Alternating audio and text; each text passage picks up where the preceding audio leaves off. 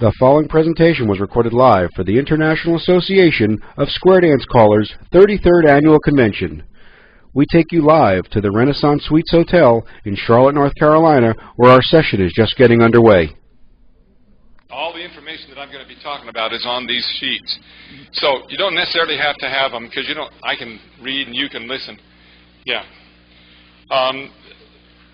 It says here at the beginning, the introduction, once the basics of singing have been mastered, that being singer's posture, threshold singing, and resonance enhancement, additional skills such as breath, suspension, dynamic contrast, and placement can expand the palette of tone colors, which can be used for the expression of mood and emotion. So what this intermediate level has to do with are those particular skills, gaining management of your breath, more particularly, dynamic contrast, loud and soft, and placement. Before we go to that, though, let me just very quickly introduce to you a couple of drills. Those of you that were here this morning will get them. Everybody needs to have one. If you don't have your own little personalized straw, this is the next little task. Cut your own.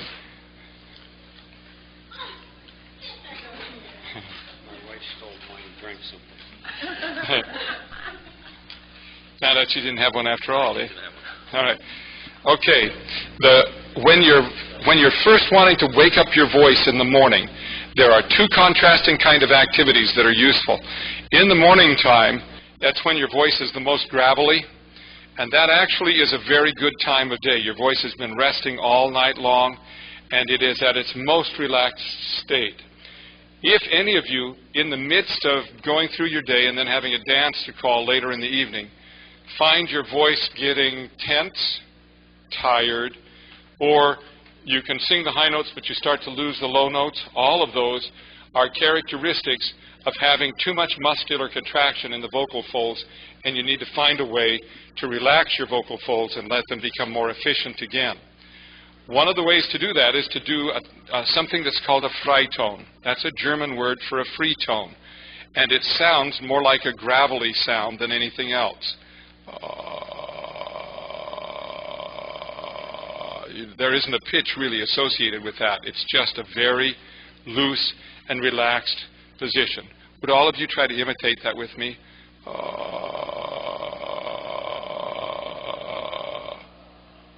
It sounds like everybody's able to do it. Are you not able to do it?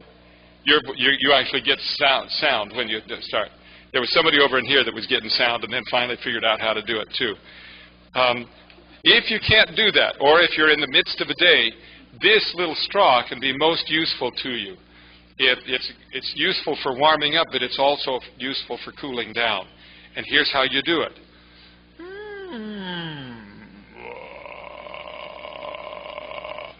What happens, you might want to know why this is valuable.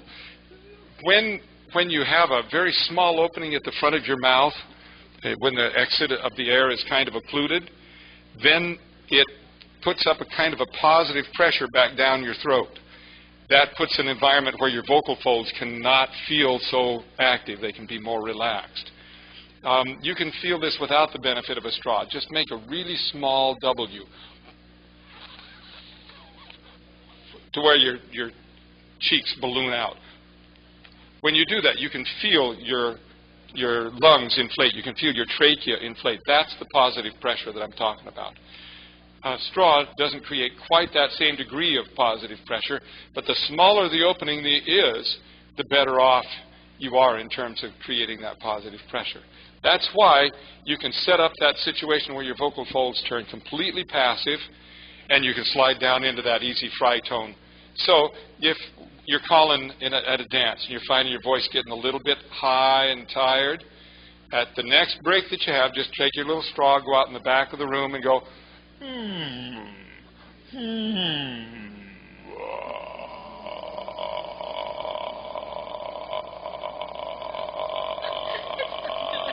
let's see what you got here. He knows it's going to come out right. Ooh. Go, glide on down.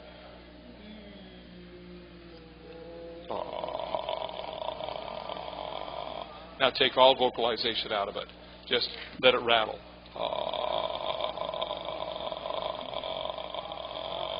It doesn't have to go any lower than that. But you'll keep playing. Tomorrow morning when you wake up, while you're still laying on your back in the bed, just go. You ever done that? You wake up and say, honey, how are you doing today?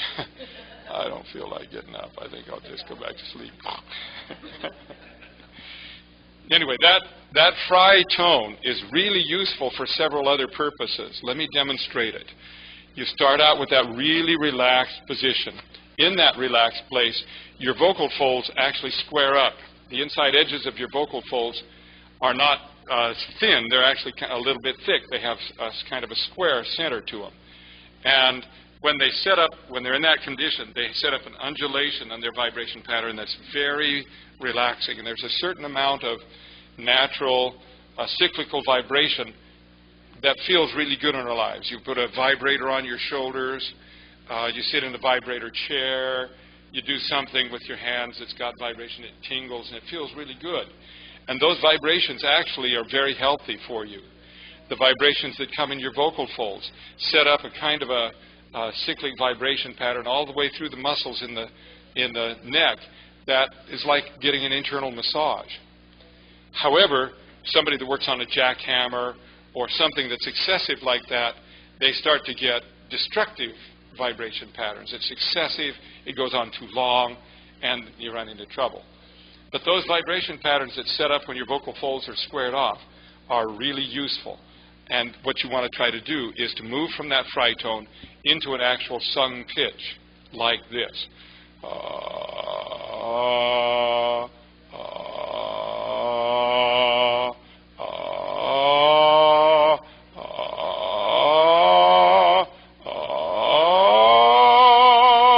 And when you do that, you set up a pattern that makes your vocal folds more efficient.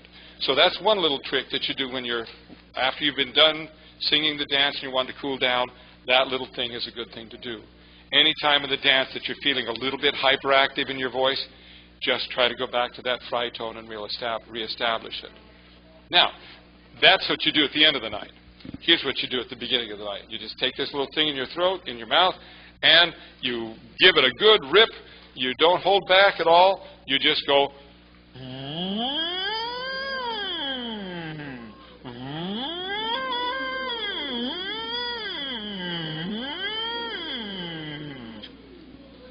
What that does, by keeping the positive pressure, it allows you to move through your range without straining very much. It puts up an environment where the vocal folds don't find themselves responsible for holding back the breath, as is often the case with most people, but they're just passively vibrating because the occlusion, the obstacle, is out at your lips.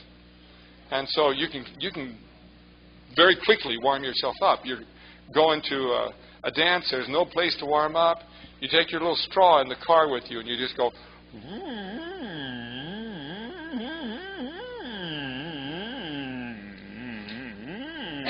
And you glide back and forth through your range. Doesn't matter how pretty it sounds, because it's not going to sound pretty. But you take the straw out of your mouth and keep that pattern of vibration in your throat, and you'll get a nice, attractive sound. So that's a really effective way to warm up very quickly. It's also an effective way not just to warm up, but to exercise the flexibility in your voice.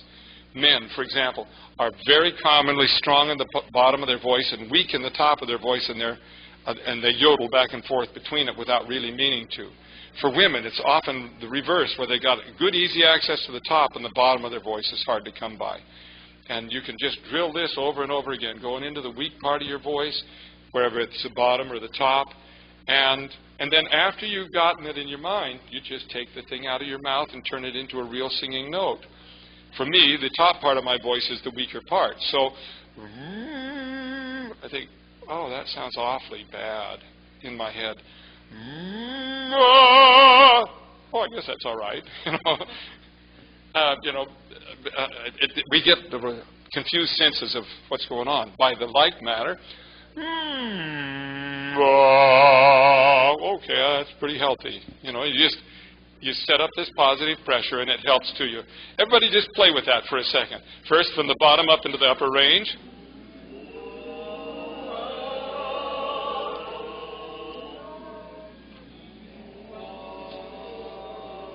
Isn't that fun? Anybody got any questions about what that's supposed to do for you? You look a little dubious. Yeah, okay. What? No, actually it isn't too big. The way you start this thing is you start out with one of these great big milkshake straws. That doesn't give very much positive pressure. Is anybody else having trouble making this work with this straw? Individuals who have trouble making this work are people whose vocal folds have been trained to retain air. And so when you go to try to blow, nothing will come through the straw. If, however, you go,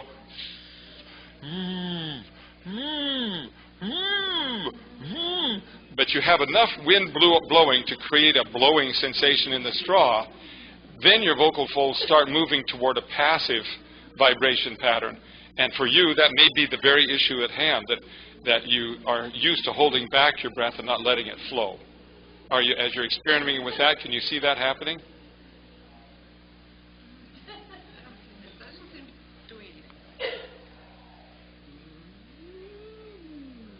That's working.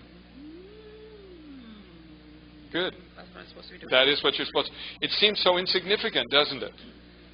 Compared to any big magical moment.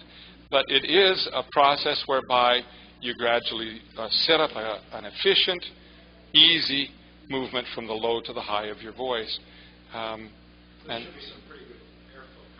stick your hand on the back of mine, in front of mine. Yeah, there's air moving along. You can do that yourselves, and if you find that the air stops off when you go up high, it's because you've stopped off your breath flow.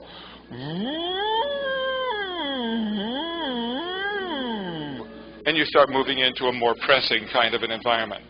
Anyway, that's a nice, easy way to conduct a warm-up. So you recommend we do this at a dance where we're feeling like practice? Yes. And what about dancers who are doing that? Say, time out, I got to go get my jollies. And go off mic and go.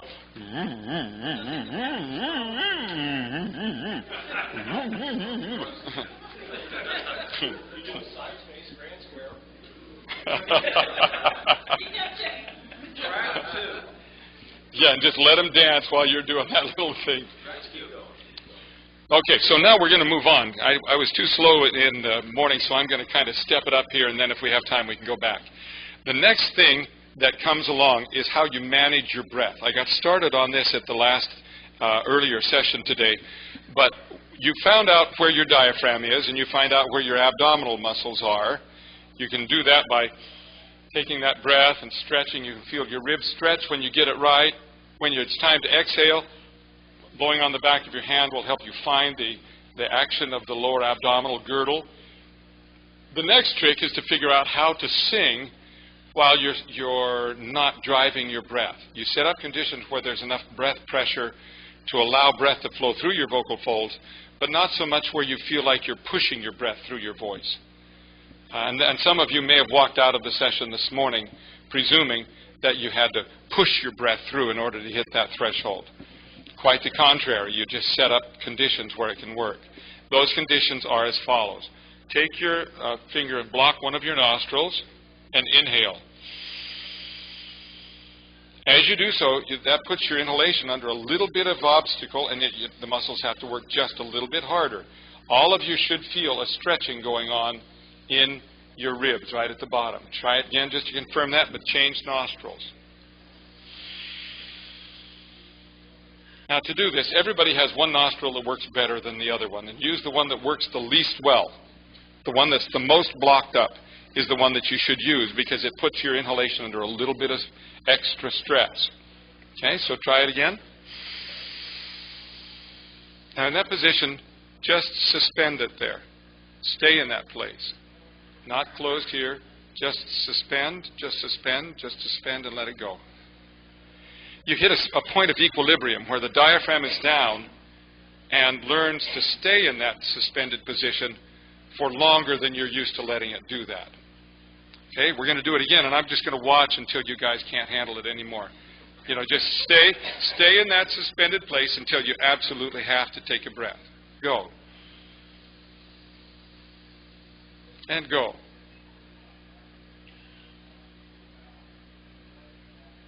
You're just holding your breath, but you're not letting anything close here. You're just staying suspended.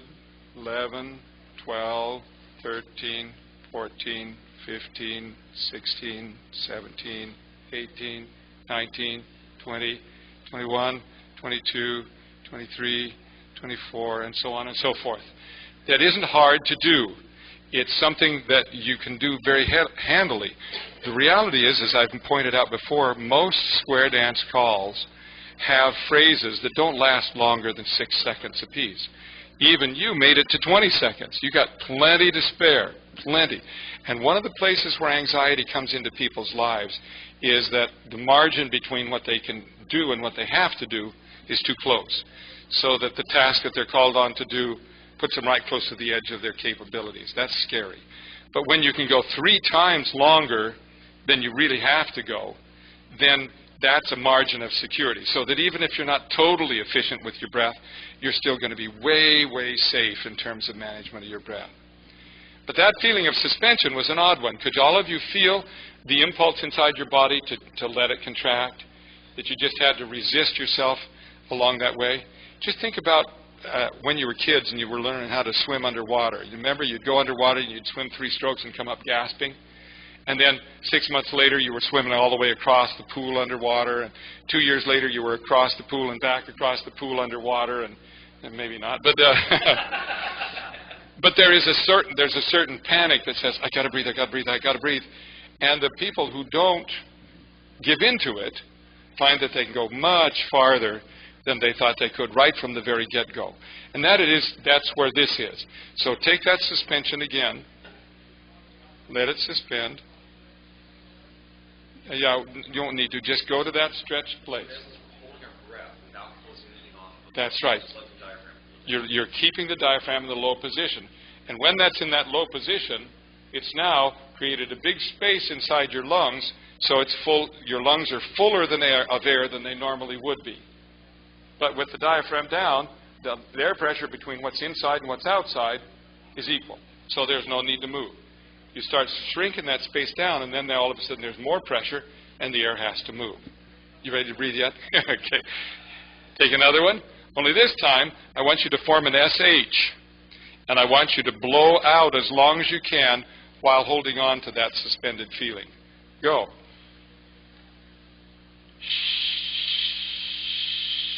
Stay in the stretched place, stay in the stretched place, stay in it.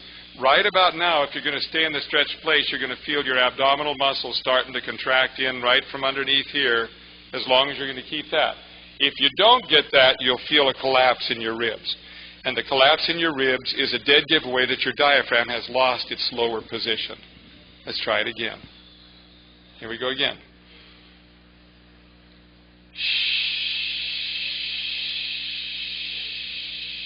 Stay in that. Suspend, suspend, suspend, suspend, suspend, suspend. Don't give up. Suspend, suspend, suspend. And then, if that's going to stay out, you can feel the lower abdominal muscles really starting to kick in, can you not? Some of you are shaking your head yes. Good.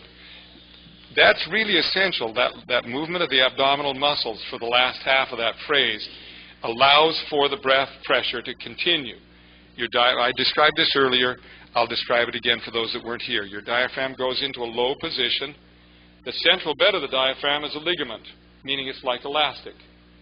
As you start contracting your lower abdominal muscles, it starts to push up underneath the underside of the diaphragm. Of course, these muscles on the outside edges are still flexed, but the center bed of the diaphragm is flexible, and the viscera just kind of pokes that up, pushes it up, and as it pushes up, it keeps pressure on the underside of the lungs so you can keep going.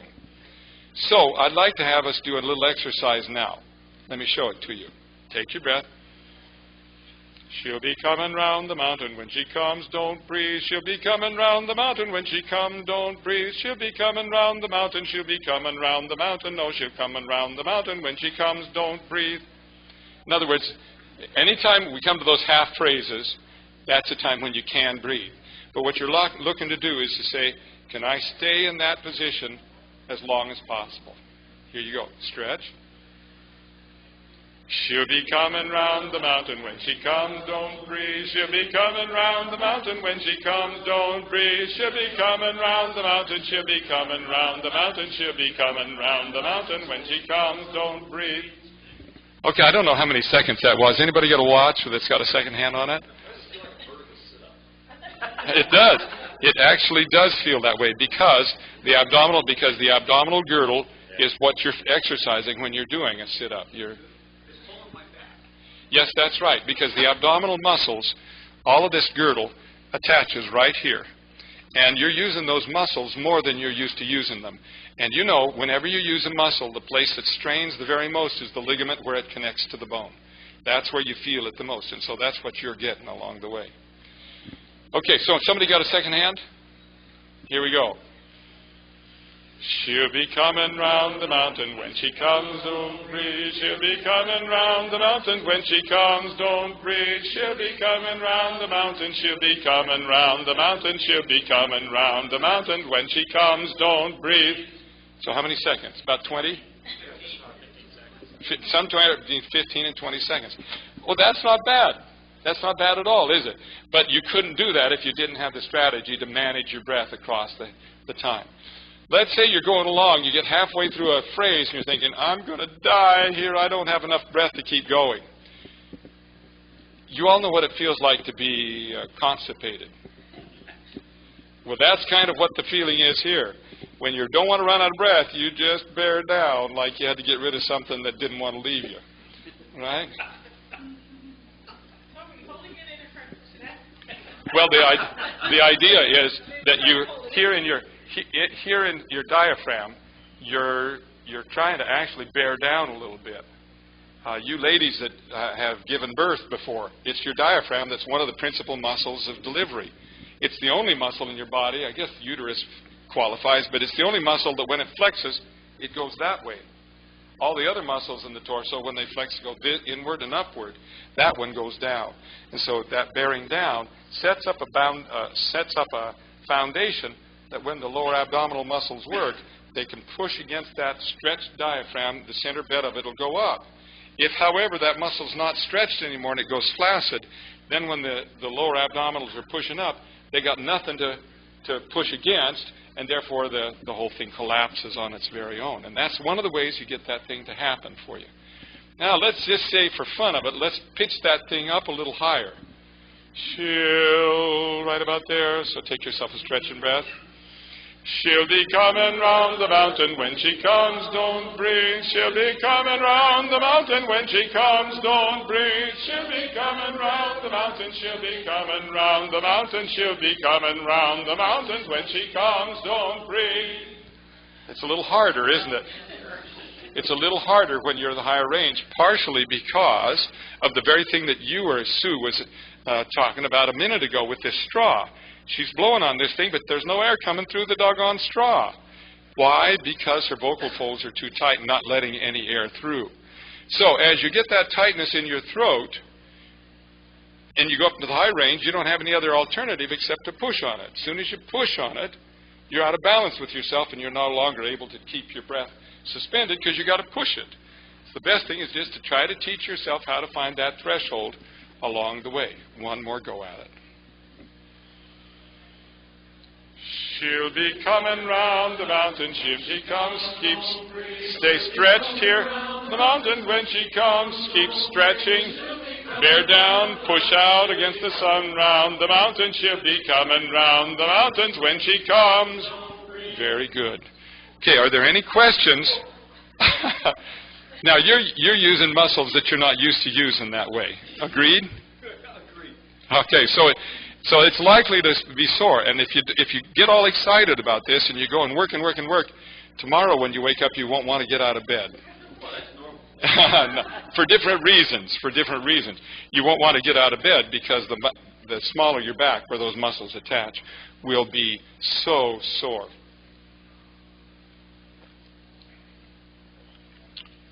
Okay, I've got too many pieces of paper here. Okay, so the next thing that we're going to do is talk about how to get dynamic differences, how to sing quietly, how to sing loudly. If you once find the ability to reach that threshold.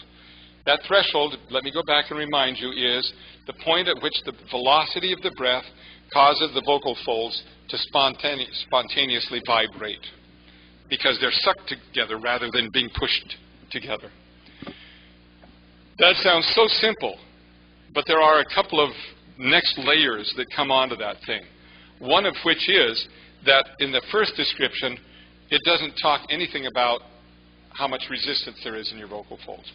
Try to get them relaxed and passive, but you all know that it takes more wind to get a couple of sheets of corrugated steel to vibrate against each other than it does to get a couple of sheets to vibrate against each other. So whatever you're setting into motion, the stiffer it is, the more wind it takes to put it into motion.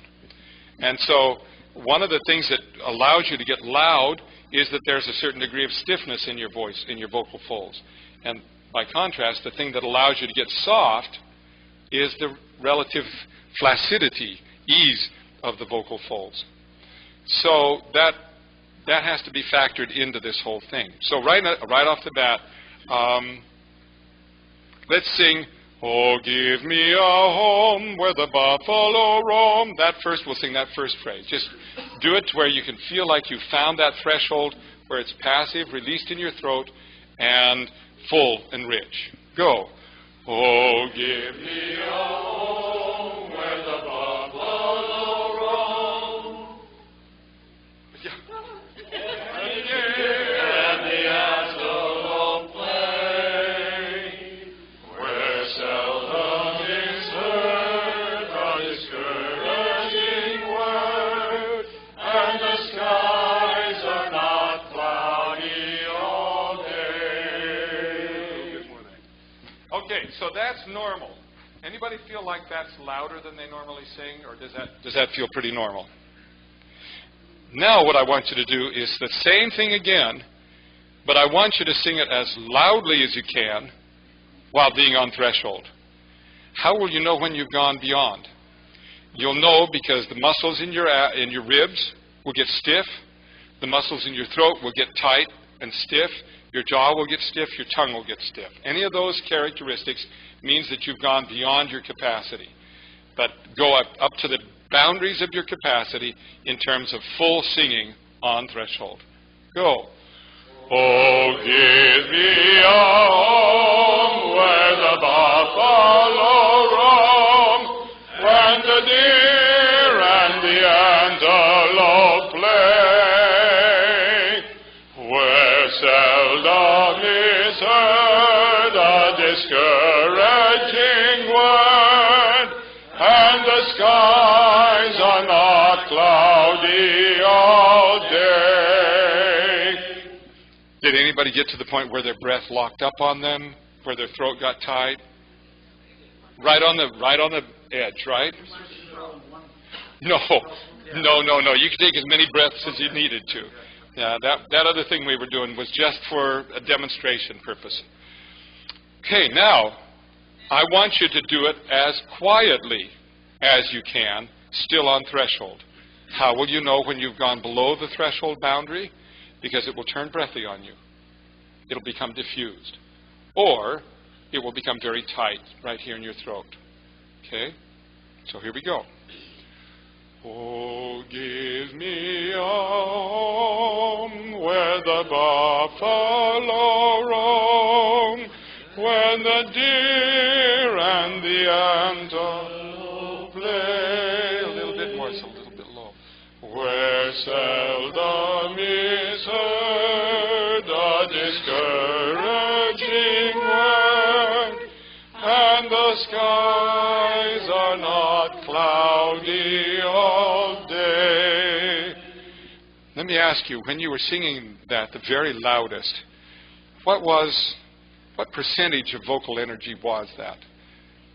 To have a comparison, let's say that the highest level of vocal energy is the kind of vocal energy you use when somebody nearly cuts you off on the highway. Or when you're at a basketball game and the referee have just made a bad call. You scream. And that, if that's 100% vocal energy, that's damaging. You know what it feels like to scream at a ball game. That's beyond your level of control. So let's call that 100% vocal energy. By comparison, if that's 100% vocal energy, what was that loud thing that you were just doing? 60-ish. Some of you, it might have been 70. It's somewhere in that neighborhood. There's a margin between the destructive part of overproducing your voice and this, which was right up at the boundary of what you could manage. If whispering is 10%, what was the quiet? What percentage was the quiet? 30-ish, 25, 30. Some of you might say 40. The interesting thing is that if you go between 30 and 70, you've got a wide range of dynamics to play with. And when you play with those dynamics, you don't just go loud and soft. You move between different colors, different degrees of intimacy in your singing. Let's try it. We're going to start out using musical terms. Fortissimo, the really loudest singing that opera singers do, that's about 80%. The loud singing that everybody else does, 70%. Forte is about 70%.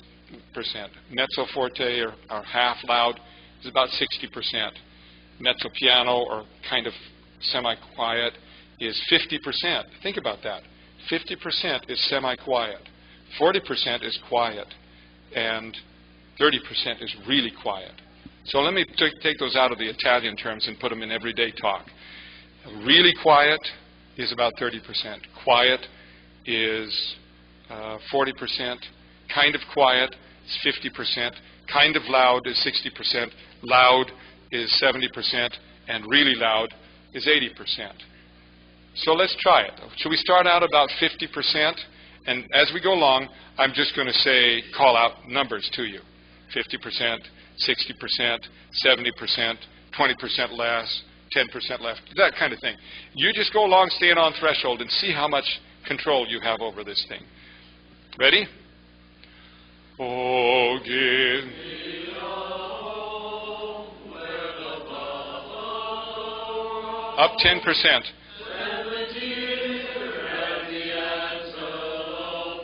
Up 10%.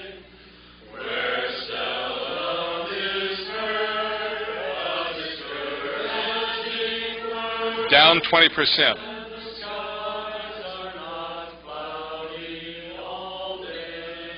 Now talk about what the challenges were. First of all, you were pretty successful, weren't you? Could you hear the totality of the group? It really does change, doesn't it?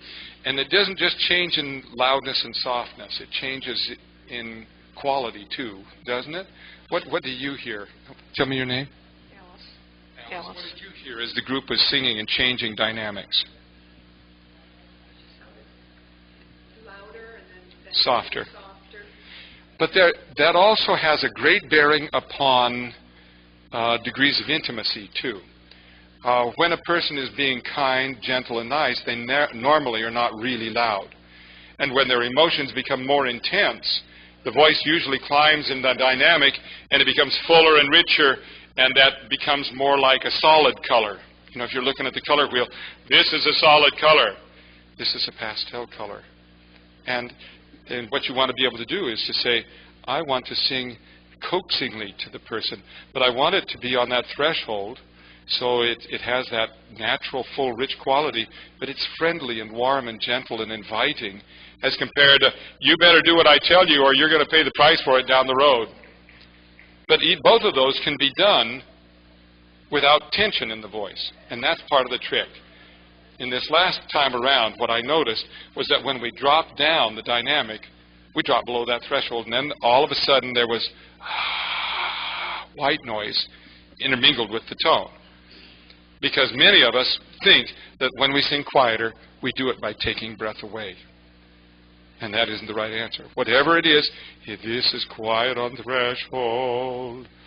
Oh, give me a home where the buffalo roam, where the deer and the antelope play, where seldom is heard. You hear what happens? It just becomes more and more and more and more exciting, and then all of a sudden it draws the person in. And it isn't just loud and soft. It's different qualities of voice that start to creep in along the way. And so if you're wondering about what quality of voice to use on a particular song, you just start with that dynamic thing, and you go, fa, okay, right about there is where I want to be, and then I sing on that level. Or, I want it to be quiet, no, that's too quiet, okay, there, that's the color that I want, that says what I want it to say. Most of us talk not just with the words that we say, but the quality of voice that we use to speak with. And this gives you that ability within the confines of singing. Let's try it again. Okay, this time I want you to start at 60%. Can you remember? Ready? Oh, give me a home where the buffalo up 10%. Where the deer and the antelope play. 50%. On. 40%. And the skies are not cloudy all day. And the nice thing about that is that that quiet sound will carry almost as well as the loud sound will, because it's being generated with that breath instead of being drawn into tense, withdrawn kind of quality. Is there any question that you'd like to ask about that? Go ahead, Greg. Are we ready to entertain at the banquet tonight? Yes. Yeah. Okay. The next one is really, how are we doing on time? Good. We're in good shape. The next one is really fun to play. This also has to do with the quality, the color, the tone quality, and it has to do with placement forward and back in your mouth. In order to do this, I'm going to have to, you make a little megaphone with your hands. Can you do like I'm doing? You put your thumb joints together and your fingertips. You can see if we had a little megaphone and you set that where you're touching the tip of your nose and the tip of your chin. The implication with the megaphone is that all of the sound is inside the megaphone and not directly found in your mouth. Obviously, if it's going to be that far forward, it really has to be changed a little bit. It sounds a little bit like Inspector Clouseau.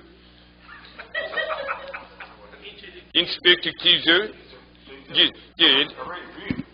that is right, because all of the sounds have to be very forward. Yeah, and so can you count to 10 in that position? Go. 1, 2, 3. Okay, you're loose already. 8, 9, 10. But the problem is that some of the vowels don't normally sit that far forward in your mouth, and they have to be modulated a little bit. And so you say 1. Whoops, that's too deep in my mouth. 1, 1, 1. And that doesn't feel like a 1. It means that the vowel has to be modulated forward. And so there's no time for the sound to get inside. So you say 1, 2, 3, 4, 5. Oh, whoops, that didn't work. 1, 2, 3, 4, 5, 6, 7, 8, 9. Who is the Swedish chef on Sesame Street? You know, you guys don't watch Sesame. Okay. It's the Muppets. Yeah, this is the Swedish chef. That's the one. Anyway, that's all. Those are all characteristics. And it's a caricature. This is actually a really fun thing to do. As soon as I show you, we're going to go back and sing Home on the Range, and you'll see what I mean by this. That position nobody uses, because it's a caricature. It's funny when it sounds that way, but nobody ever talks that way. Ermin Dean, you remember on Laugh-In, the Lily Tomlin, yeah, the telephone operator. She uses that kind of sound. It's very much of a very... Yeah. Okay, nobody uses that very much. Yeah. Yeah. Okay, so that's position number 1.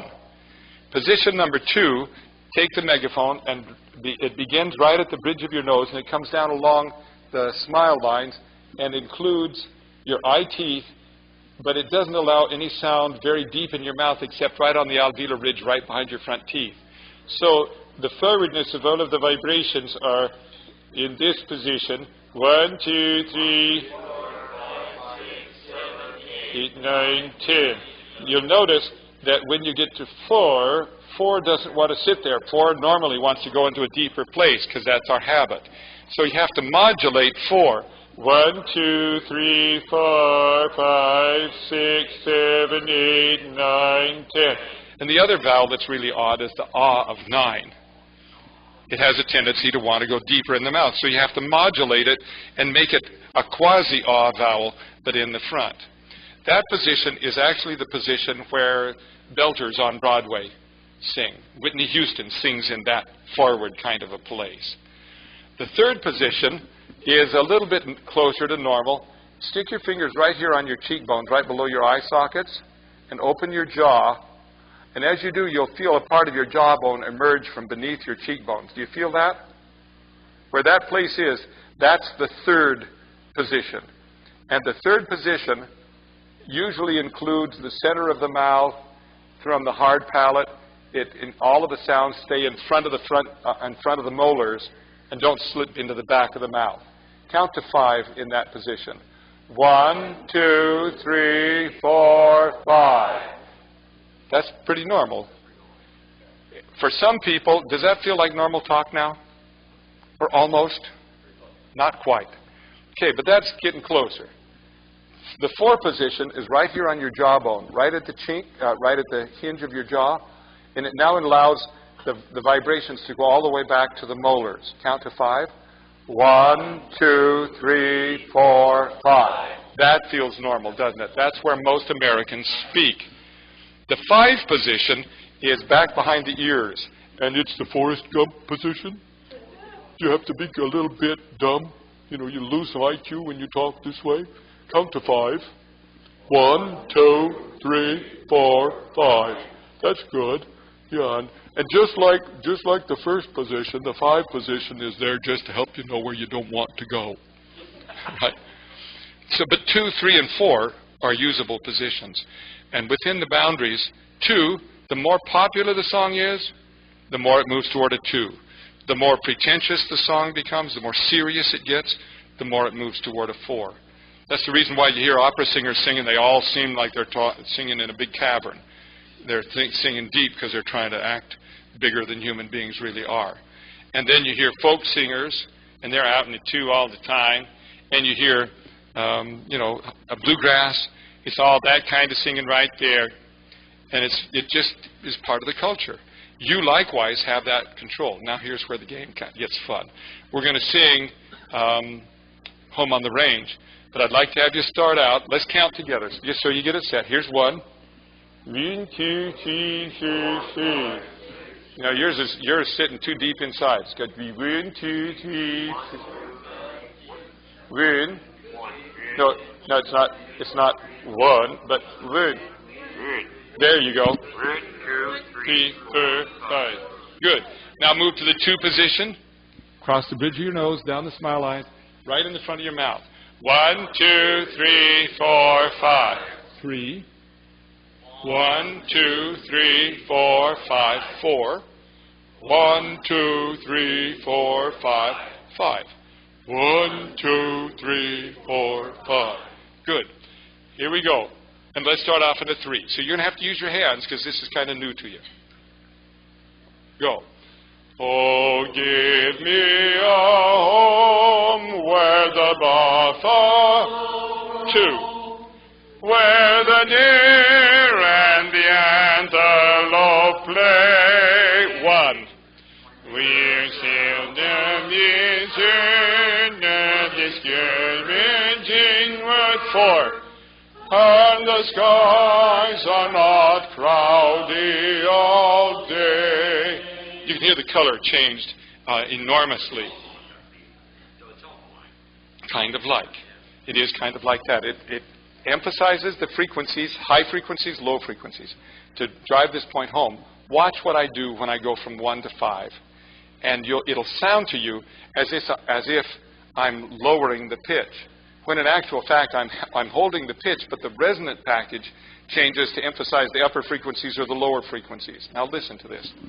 1, 2, 3, 4, 5. 1, 2, 3, 4, 5. 1, 2, 3, 4, 5. 1, 2, 3, 4, 5. 1, 2, 3, 4, 5. Sounds like I've gone down the scale, but I haven't. I've just changed the resonance packages as they come out of your body. How are we doing that? There's magic in them dar fingers. What is it? What's really doing it?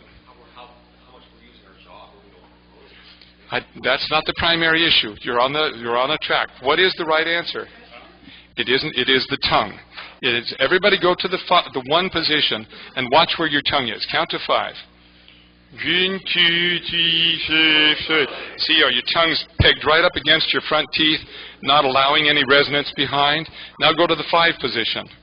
1, 2, 3, 4. See where your tongue is? It's lolled way back in the back of your throat.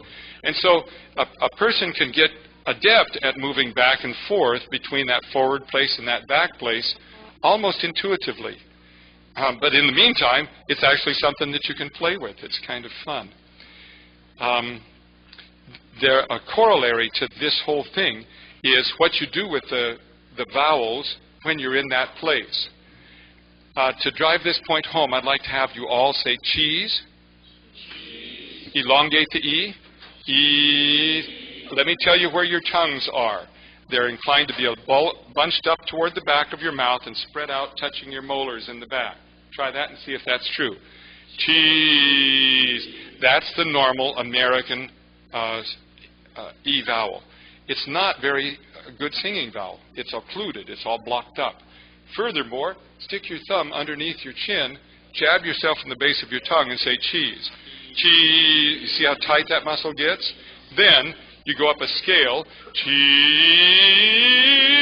and you'll feel that muscle just get tighter and tighter and tighter. And that's one of the reasons why it's so hard for people to get up into the high part of their range, because the vowel construct creates a tense byproduct. It gives you the vowel you want, but it gives you all kinds of tension along with it. There's another way to say the E vowel. Say the word pizza. Pizza. Now elongate the E. P. Now all of a sudden, if you're like mine, your tongue's not in the same place. It kind of moves forward. If it touches your teeth at all, it's right here on the eye teeth, but you can feel it arch forward and move out of the throat. That's the vowel you want to sing with. So try it again. Pizza. Then you go pizza, and you get all the way up the scale, and that muscle isn't tight because it's not busy in the wrong place. That makes the access to the upper part of the voice so much easier. It's a muscular, acoustical phenomenon that's really cool. But that E doesn't feel normal. It feels like your darn Italian E. Well, guess what? It is. It is that. But you need to be able to tune all of your vowels. So take yourself kind of a 3 place, and I'm going to ask you to say pizza. Try that. Pizza. With that E, then I'd like to have you take that E and alternate it back and forth between E and U, like this.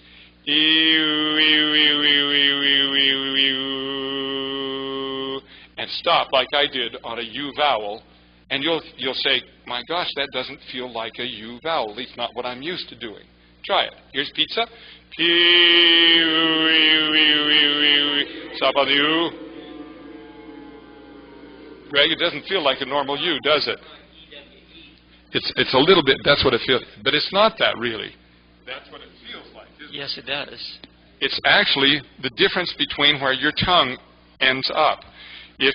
When we say E, the tongue has a tendency to roll forward, as we've seen in pizza. In a normal American English, the tongue arches back to the back, and you get ooh, and it's hollow. But if you go, you can hear them when they equalize. You can hear the E, you can hear the U, but there's something else that remains the same through the whole process.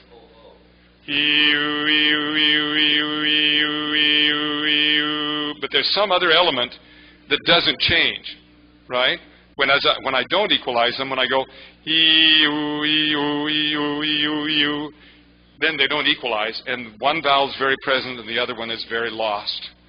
The other one, they get equalized. You try it.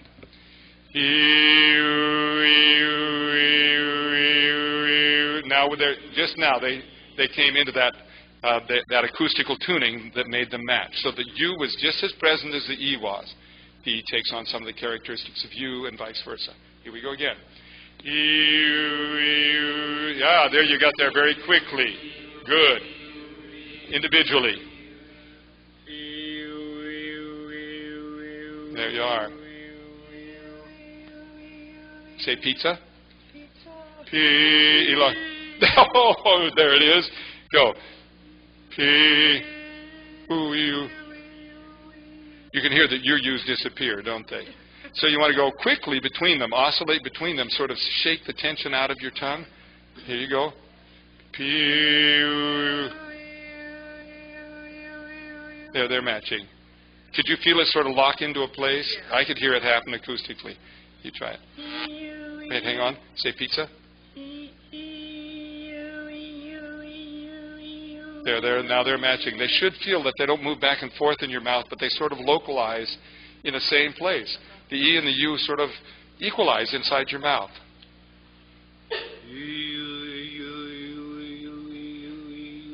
There you go. You had to loosen your lips. He was okay. You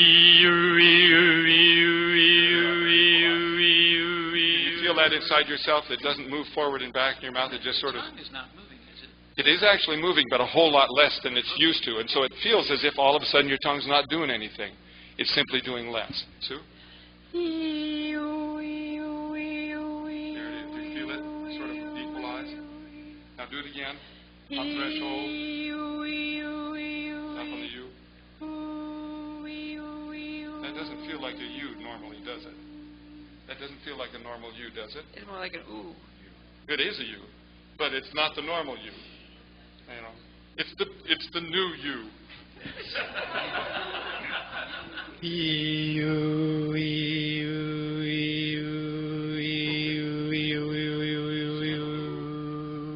The U is more forward than it usually is. Yes, right. It really felt like it was up here. That's right, and it isn't like the E's in front of the U's in back. It just sort of equalizes where in some center place you can get to the E and you can get to the U, but it doesn't move around that much. That's a good thing to learn. There you are. Got it. You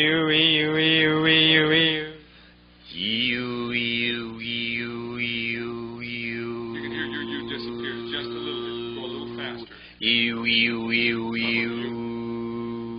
You can see that what I'm trying to do is to set up a pattern where you have to move so quickly that you can't think about it very much.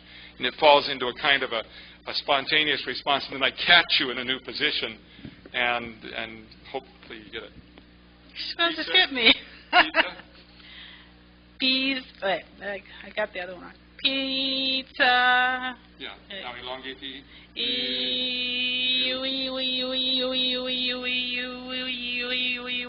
Right on the end it's starting. Now try it again.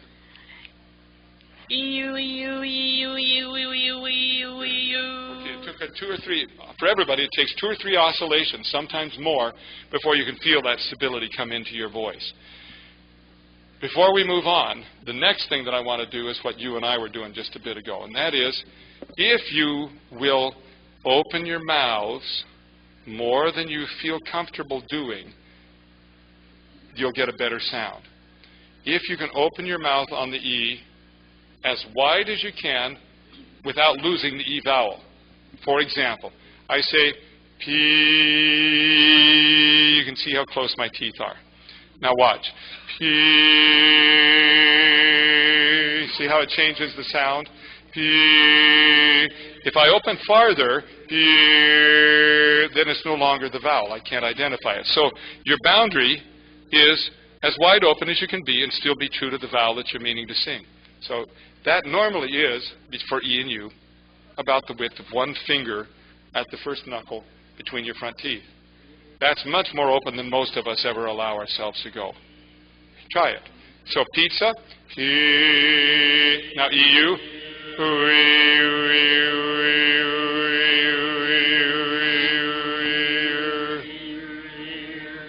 trying to live. You're fighting me a little bit. So Greg's having a hard time opening his mouth. His wife probably doesn't agree with that. It's probably. But in terms of release, jaw release, that's a big issue for Greg, and I don't think Greg's unique in that case.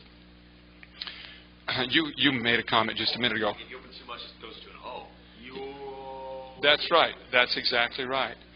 But you want to try to go as far open as you can and still be true to the vowel that you're singing. How do you find that place easily, naturally? You have to be able to release your jaw, and understanding jaw physiology will really help. Your jaw, the ramus, the jawbone, has a two-prong. The first prong at the back is the prong that inserts into the temporal mandibular joint and allows the jaw to swing and hinge. The other front portion of that slides up underneath your cheekbone. You remember when I had you touch here, and as you open your jaw, something emerged from there? It's that front finger, that front process of the jawbone. Well, that jawbone, the purpose that front part serves is that it is the attachment point for some muscles right along the side of your skull, called the temporalis muscles. And those temporalis muscles have the primary responsibility of really closing your jaw when you've got to choose something hard. So those muscles attach to this finger right here. And so when that muscle flexes, that draws sharply upwards in a fulcrum action and gives enormous extra pressure to the closure of the jaw. So when we chew hard, that temporalis muscle is the one that's primarily responsible. Put your finger right up here on your temple and clench your jaw. Feel it? Now, most of us, particularly those of us who grind our teeth or who clench our jaws, find that muscle overly tense all the time. People that have headaches along the side of their heads, it's from tension in that muscle. So you learn how to release that, and when you get that release, then that allows the jawbone to naturally swing and for that front process to pivot, to slide open. But if that joint, right, if that muscle won't let go, then this muscle, this part of the jawbone, has a hard time sliding down. But if you let it go, your jaw will swing open very easily. So most people think about releasing their jaw right back here at the hinge. The right place to think about releasing your jaw is right here at this first point. So right below your eyes, you go to E, and you make E until it feels like it's just stretched ever a little bit. And it is stretched because the tendons of the temporalis muscle are attached right there. So here you go.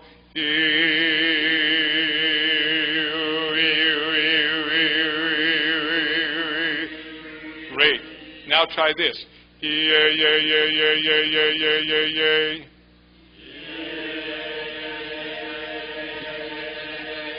You'll notice that you've just gone E to A. Your tongue along the way has been absolutely passive. I'll come around so you can see that.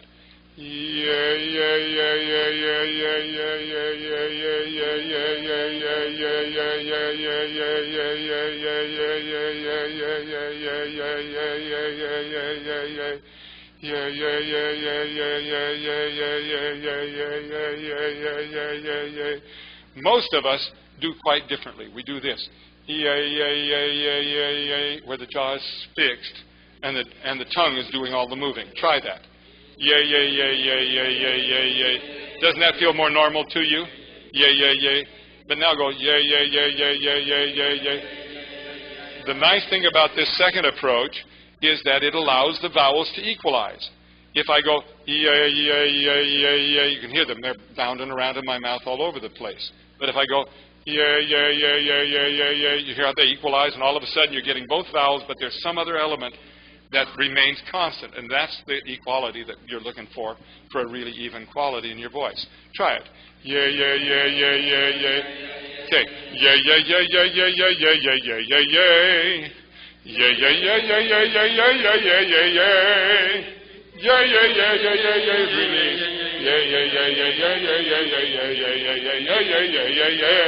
It's really hard. You can feel yourself wanting to chew it back closed, can't you, Greg? It just release. It goes by awfully fast. Now try this.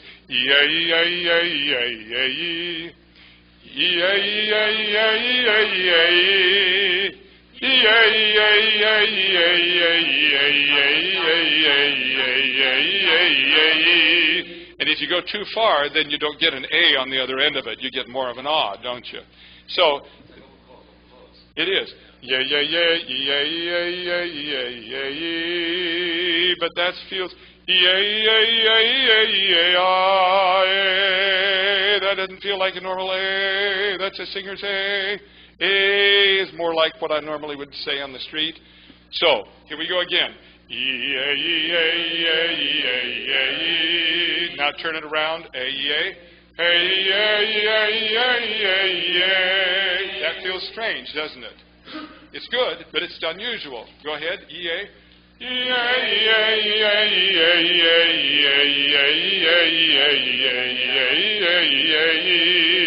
Again, what makes that so easy to do, relatively, is that your tongue is just absolutely passive and your jaw is doing all of the work. That can be the same thing that happens when you sing whoa, whoa, whoa, whoa, whoa. Say whoa, whoa, whoa, whoa, whoa. Your lips shape, your tongue stays in the same place, your jaw just opens and closes. That's not easy for people who have a tendency toward a stiff jaw, but it's possible to do. Try it. Whoa, whoa, whoa, whoa, whoa. Sing. Whoa, whoa, whoa, whoa, whoa, whoa, whoa, whoa, whoa, whoa, whoa. Does that feel like a normal O? It's a good O. It's a good O, but it doesn't feel normal for most folks. Here we go again to the beginning. Whoa, whoa, whoa, whoa, whoa, whoa, whoa, whoa, whoa, whoa, whoa. Whoa, whoa, whoa, whoa, whoa, whoa, whoa, whoa, whoa, whoa, whoa. Whoa, whoa, whoa, whoa, whoa, whoa, whoa, whoa, whoa, whoa, whoa, whoa, whoa, whoa, whoa. Doesn't it feel good? There's something real stable about that whole thing. Now, let's mess it up a little bit. Whoa, whoa. What? Yeah, that's true. Now, separate the two vowels. Whoa, whoa, whoa, whoa, whoa. Join me. Whoa, whoa, whoa, whoa, whoa. Whoa, whoa,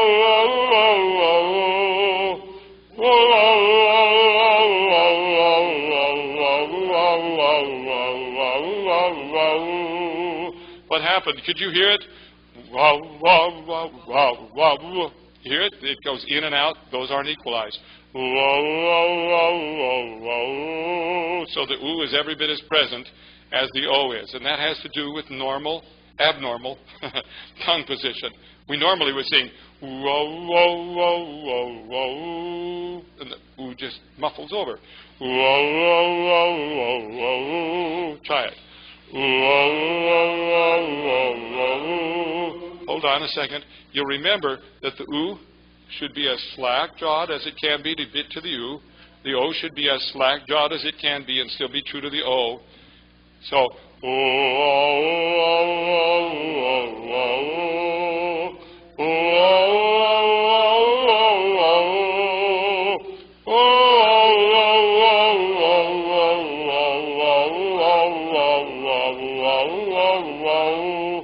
some of you are changing the embouchure of your lips, the shape of your lips. It should just simply be rather than I'm just trying to simplify it. Yes, Sue. Does it help to think about the sound coming from further back in your mouth? It does feel a little bit that way sometimes, doesn't it? Yes. But for other people, it feels like it's more forward. It just actually puts it right square in the middle.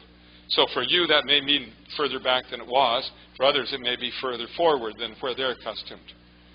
Last one is wah, wah, wah, wah, wah. Wah, wah, wah, wah, wah, wah, wah, wah. Now, how far can you slack your jaw and still be an ah? Wah. And how far is too far? When your jaw locks. When it gets too far, then it's stiff. But if you can go wah, you should be able to go 2 finger widths between your front teeth. And that's more open than most people go. However, if you go there, you get this. Wah, wah, wah, wah, wah, wah, wah, wah, wah, wah, wah, as compared to wah, wah, wah, wah, wah, wah, wah, wah, wah, wah, wah. You want to get the full capacity of your voice available, you open it up a little bit more. So here we go. Wah, wah, wah, wah, wah, wah, wah, wah, wah, wah, wah. Say ya, ya, ya. Ya, ya, ya, ya, ya, ya, ya, ya, ya, ya, ya. Wah, wah. Wah, wah, wah, wah, wah, wah, wah, wah, wah, wah, wah, wah, wah. Ya. Ya, ya, ya, ya, ya, ya, ya, ya, ya. And right off the bat, the first thing you notice is, well, wow, I'm not used to doing that. And there may be a little bit of soreness up here as that muscle saying, wait, wait, wait, wait, I can't let go that fast, because it's different than what it's used to be doing. That happens to be in a 3 position. Right? We just sort of started there. Now you go in this place, the 2 place. Now say, yeah, yeah, yeah,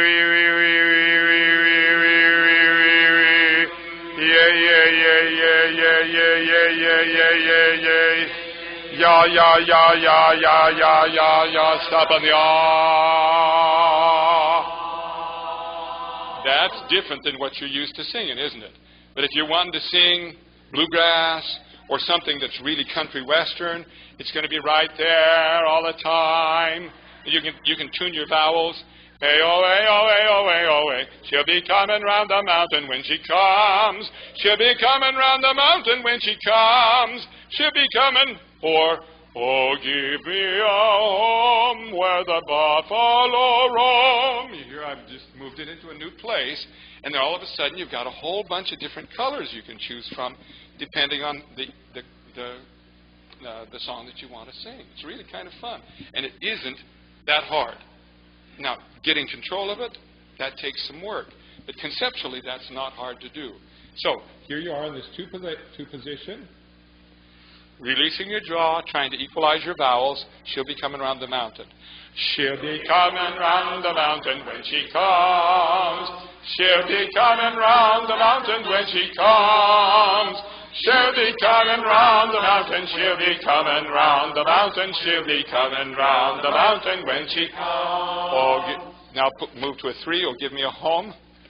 Oh, give me a home where the buffalo roam, where the deer and the antelope play. 4. Where seldom is heard a discouraging word, and the skies are not cloudy all day. Okay, you can see how you can use these kind of tools to create a whole bunch of different qualities, ranging from very bright and brash to warm and mellow.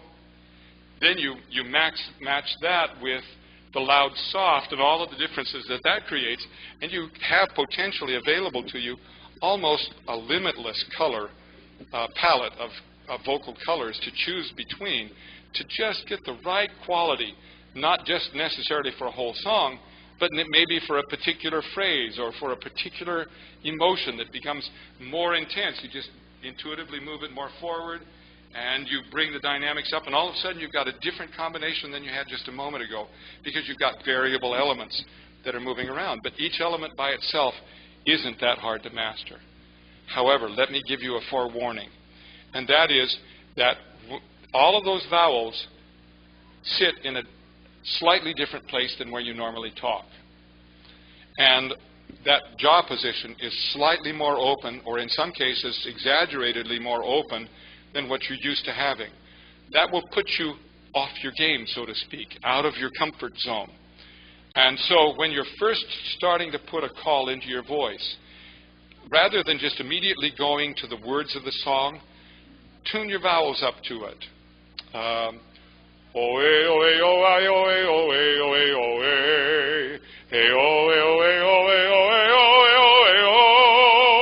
trying to get all the resonances of my body to line up.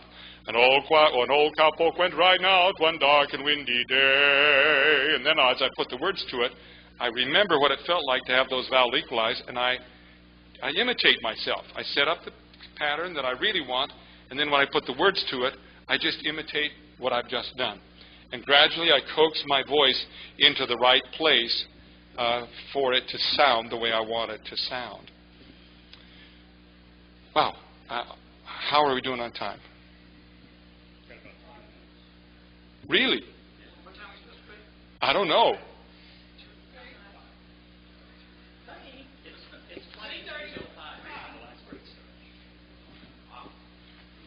Wow, I was just rolling along here as fast as I could to try to get through. You know how Willie Nelson sings? Yes. Like way out here. Way twangy. Way out the front. Way there.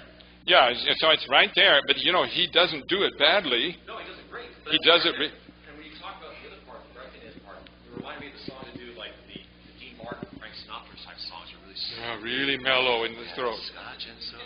Yeah, Yeah. that's right. And so all of these things sort of mix and match each other to try to help you create a distinctive quality. And since as square dancing becomes more international and more ecumenical, it's no longer just a country western idiom. It started out in a bluegrass country, kind of a western idiom, and now it spreads all the way across the whole popular gamut. And as a result of that, it requires more variety of tone color in order to do it justice. Most people still sing in a kind of twanging quality that used to be associated with square dance calling 50 years ago. But that doesn't match the style of the music that's being put forward now in the square dancing. Let's talk for a minute here. Let me just double check my notes to make sure that I haven't left something out.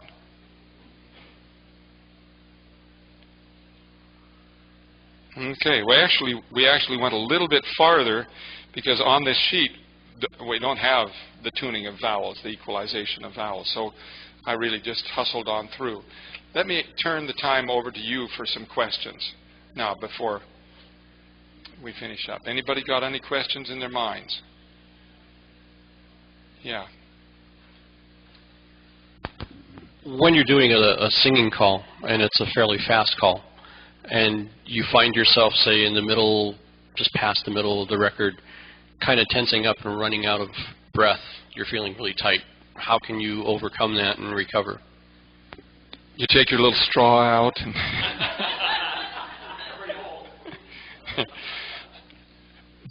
As a person moves progressively from one level of competency to another level of competency, you'll run up against moments when your voice just won't behave like it ought to. It behaves the way it used to behave. And it often is associated with a lack of concentration, although you don't realize that you're not concentrating. You get your mind diverted onto some other task, and then all of a sudden that skill that you've been working on that hasn't really made its way all the way into full competency will start to fall apart on you. And the answer is, in the middle of it, that's a signal that you don't own that skill as much as you need to. And so that's a signal that says that I need to spend more time outside of dances working on that skill.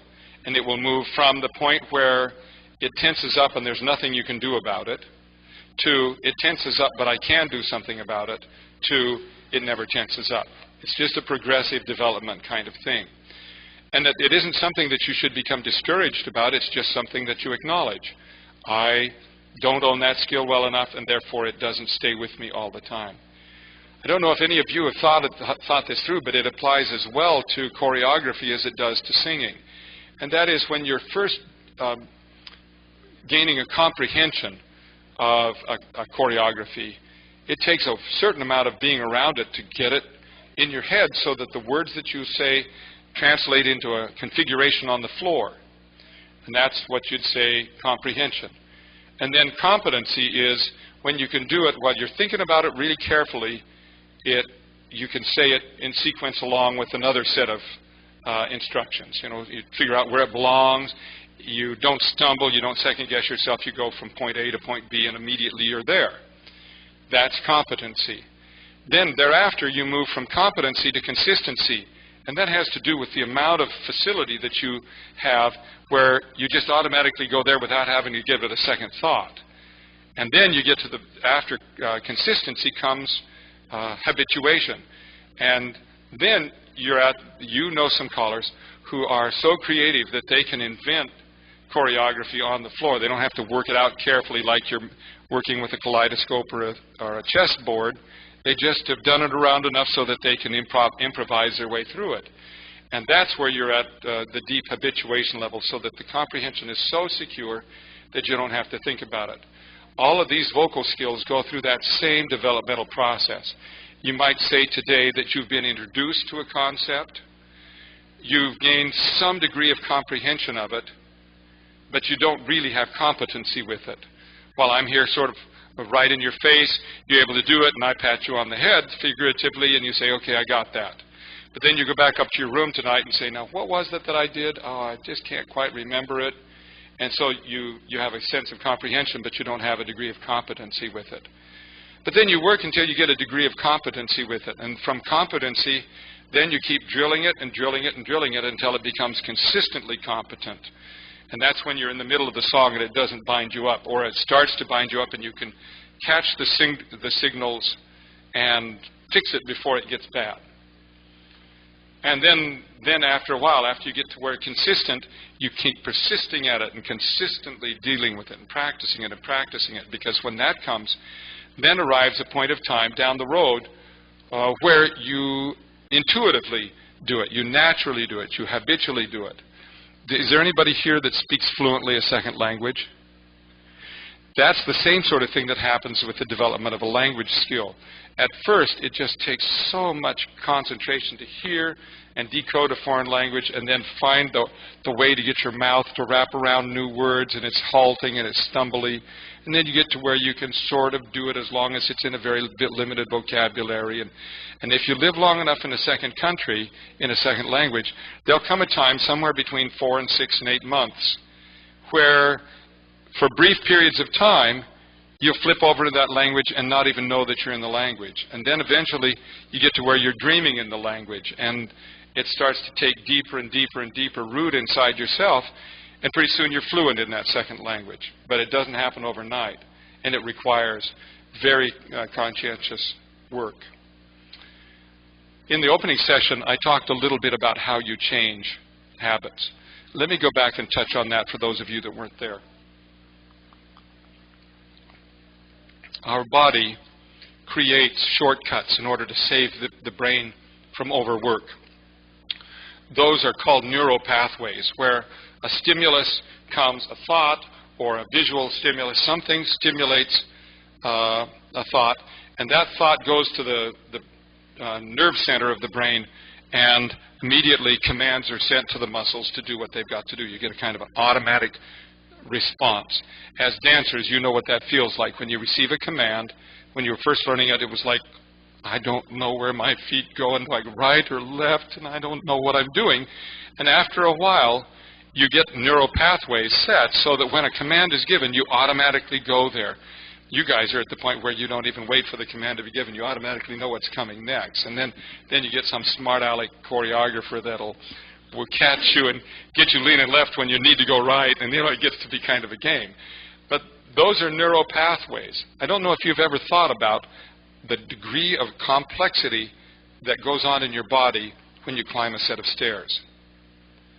The smooth movement from one muscle set to another muscle set, another set of muscles keeping your balance while you're shifting your weight from right to left and from forward to backward. It's really a very, very complicated task. But for us, it's second nature. We don't even think about climbing stairs unless we look and say, whoa, that's a long set of stairs, and do I have enough breath to get there? But in terms of the muscle activity, we just don't think about it. But we did at one point, when we were small and learning how to walk, all of our concentration went on how do I get my foot forward and not fall down, and how do I get the next foot forward, and then I get forward. You know, you all watch little children as they learn how to walk and fall down and stumble. All of that takes their total concentration. It wears them out thinking as they start developing those neural pathways. So the brain, out of self-defense, creates these shortcuts, these habits, so that it doesn't have to think cognitively about everything that goes by. And that's how we function. The problem is along the way that some of our neural pathways aren't as efficient as they should or could be. Relative to posture, relative to breathing, relative to resonance tuning. Those are all of you have come through this day thinking, oh, that's a little different. Oh, that's also a little different. Oh, yikes, that's also different. Wow, there are too many different things. I can't keep track of all of those things.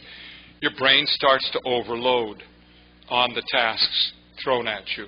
And to do them and also manage dance, forget it. It's too much cognition. It's too much brain effort. But what you have to do to change the habit, you have the normal thought process things. I can't keep track of all of those things. Your brain starts to overload on the tasks thrown at you. And to do them and also manage dance, forget it. It's too much cognition. It's too much brain effort.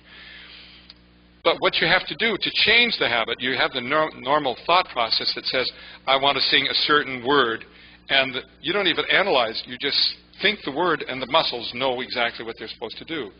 But in the moment where you're wanting to change, to release your jaw or to get your vowels to tune, you have to catch that first habitual impulse and reroute it and redefine it. And that's really mentally exhausting. That's the bad news. The good news is that you can change on two conditions. One of them is motivation, and the other one is repetition. If you're motivated to repeat it enough times, that which is uncomfortable and unnatural for you right now will become both natural and comfortable and familiar and habitual. But it has to be persisted. And most people fail because they arrive at the comprehension level or partway down the road toward consistency, and they think they've got it. And so they don't think about it again. But the numbers of repetitions to move from cognition to competency in a golf swing, for example, which is a kind of a similar kind of thing that's got multiple movements associated with it. A study done about 10 years ago said that it takes 3,000 repetitions of a golf swing before degrees of consistency. 3,000 strokes, that's a lot of strokes. That's a lot of repetitions. Same thing here. But to get to habit is 10,000 repetitions. So, 3 times over what it takes to get to competency, it takes to get to deep habit. And so, on the one hand, it's daunting, but on the other hand, it's a formula. And you just do it. Last year you talked about opening the back of the throat. Yeah. Do you want to talk a little bit more about that? No, because that's the level 1. This is level 2 that capitalizes on that. Okay, in the basic, the resonance tuning that I talked about in basic was that in the larynx there is a little chamber, a little resonance chamber. It's really small. For you women, it's about the size of the tip of my little finger. For men, it's somewhere between the tip of my first finger and my thumb.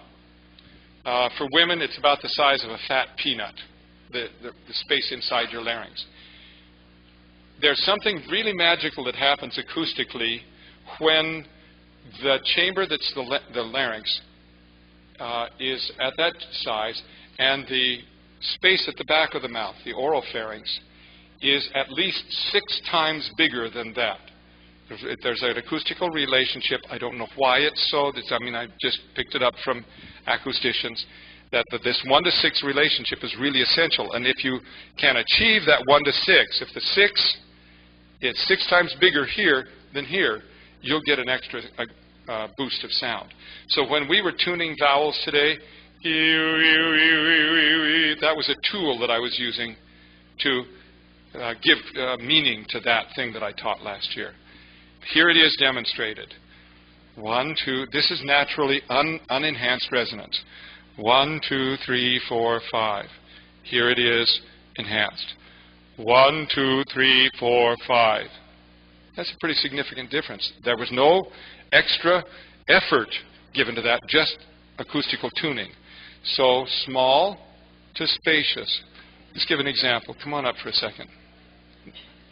Can you conceive here down in your larynx, there's a chamber right there that's about the size of the tip of my thumb, like a great big fat almond nut.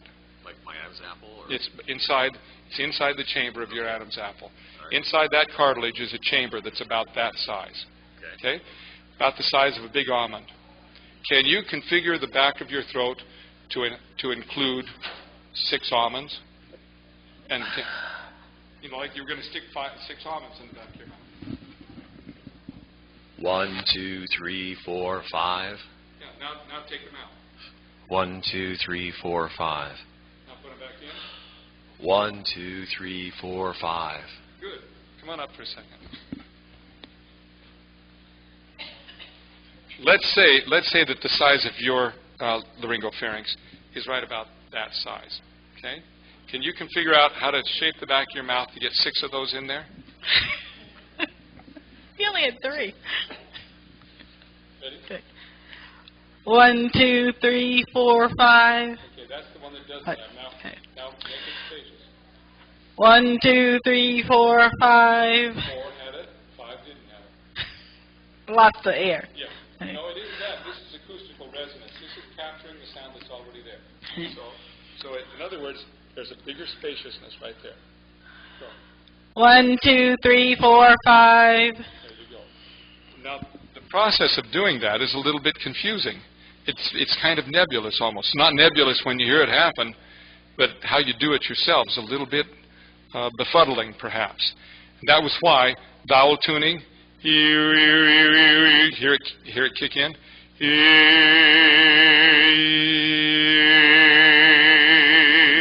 You saw me do things with my lips. It was actually back here that it was happening. So what goes on back there to make that possible, to make that extra spaciousness? There are really 3 movable parts. The roof of your mouth, the soft palate, goes up. The larynx relaxes low. They go wide apart. That makes more space.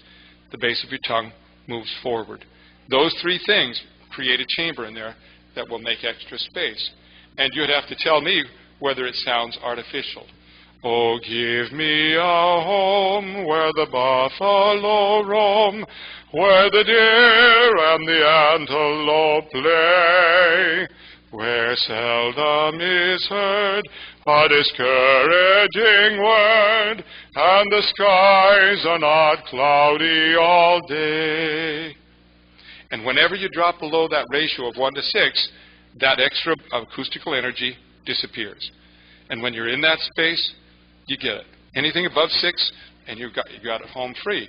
But it makes you have to sort of think about Demosthenes with pebbles on his tongue trying to create space so that he could elocute. It's a different kind of a feeling. You all look like you're sleepy. You worn out? What does that mean? Is it time? Okay, so we'll stop now. If there are any questions, now you all got your little forms. This is intermediate level that we just got done with. So if you were in Reno or in Louisville for the first basic last time around, and you got this one, just hold on to your sheet. And the next time you come to CALLERLAB, you'll come to the advanced class, and that'll have the next level has primarily to do with range extension, how to go high, how to go low, and how to get control of that. Okay, thank you all very much.